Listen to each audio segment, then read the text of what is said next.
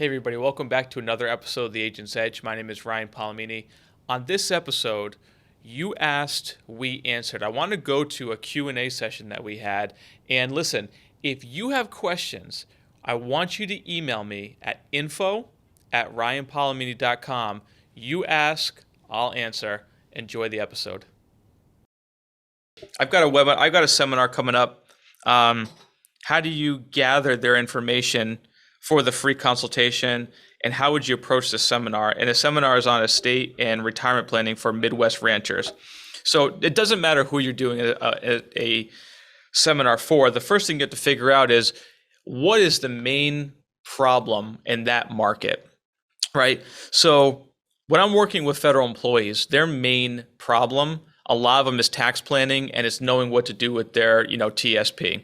So that's the problem that we try to solve. But I don't know off the top of my head, what a Midwest rancher problem could be. Do they have tax problems? Do they not save enough for retirement? What is their overall saving strategies for, a rancher? So I think the thing that no matter what you do, no matter who your audience is, you have to know what the pain points are. And then you can deliver a message. Now, listen, when I do a webinar, no matter who my audience is, whether it's teachers, whether it's federal employees, whether it's the hospital down the road, the first thing that I need to establish is what is the points that they're going to be really wanting to hear, right? And so there's really three topics that we do all of our stuff around, which is taxes, estate planning, Social Security.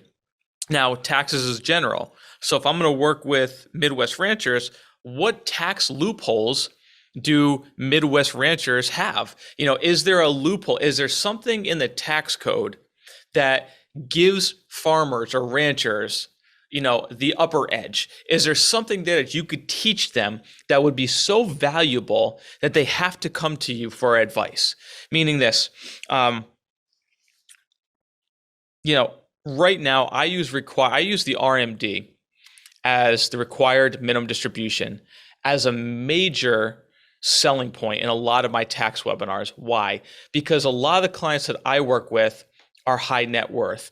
And the problem that high net worth clients have is not an income problem. It is a long-term tax problem. So I hit really hard on that they have that problem and that I'm the guy that's going to solve it.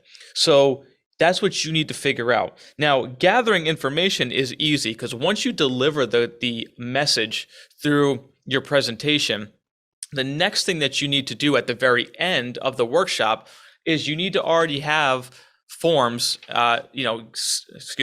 surveys. We call them surveys, right? That's what we call them here. So we have a survey at the end. And the survey, or the client intake form, that's what we used to call them when we were doing live events. The client intake form should be something that was passed out. So when someone arrives at one of my live workshops, there's someone at the door to greet them. At the door, they're signing them in because you should have a registration list of all the people who have registered, and you should have that list printed out. And on that list is everybody's name, and I'm checking them off as they come in. When they come in, they should sign in, and I'm going to give them a client intake form. And that intake form is going to be a questionnaire, and it's going to be things like, how would you rate the presentation? What questions do you have? Check off specific ones on here. And actually, I'm sure we can probably dig that up. We will dig it up and I'll get you what it used to look like, because we don't use it anymore because we don't do a lot of live stuff. But I will get that out. We'll blast it out to everybody. Okay. But the client intake form is where you gather all your data. So at the end of the workshop, what you're going to do is you're going to have everybody fill that form out, and then they're going to hand it in before they leave. Now, the art to doing a seminar 101 is to have somebody by the door and it be the only exit. So, you don't want to have your assistant or somebody working with you on the seminar to be right in the middle of the presentation, like right to the side. They need to be right by the exit, and any other exit doors need to be locked. So when the client leaves, they have to turn in their form to the person leaving, right? Because if not, you're just going to have somebody take the form and they're going to walk out the other door that don't want to be bothered with it. Now, you will have people that will give you the blank form back. So what it is. But On that form is where you're going to gather a lot of information, like their name, their contact information, whether it be phone number, email, that when they want to retire, the problems that they need help with, right? And so a whole list of all that. So when you're done with your workshop, you're going to gather that information, and then you're going to start from that point on.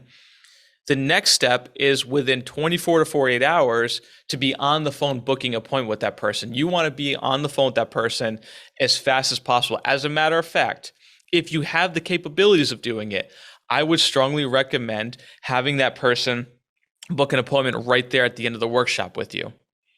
We used to have, my assistant used to be right in the back of the room, laptop open, and their calendar wide open, going ahead and just taking appointments right then and there. The sooner the better. The earlier the commitment, the better. Okay. And then, because at least you'll find out who's serious too. And you'll have the people that are like, I got to go home and check my calendar. And you'll probably chase those people for a while. But that's just part of it. That's just part of any seminar you're doing live.